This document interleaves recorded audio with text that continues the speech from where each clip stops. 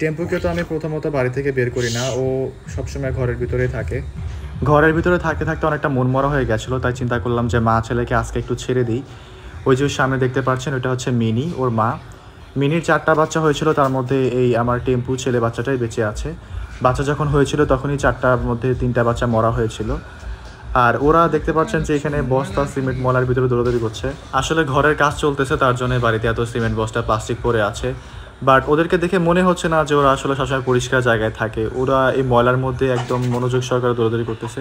এদিকে মিনি যখন দৌড়াদৌড়ি করতেছে, আমার মুরগিগুলো মনোযোগ সহকারে দেখতেছে। কোথায় বিড়ালকে দেখলে মুরগি ভয়ে পালায় যায়, কিন্তু এখানে আমার সব মুরগিগুলো আসলে ওদেরকে দেখতেছে যে আসলে এরা কোন ধরনের প্রাণী। ওদেরকে আসলে এরকম খোলামেলা জায়গায় ছেড়ে রাখা যায় না, কারণ ওদের লোম নোংরা হয়ে যায়। তার জন্য আমি ওদেরকে কখনো বাইরে বের করি না। তাছাড়া আমার বাসায় কুকুরও আছে।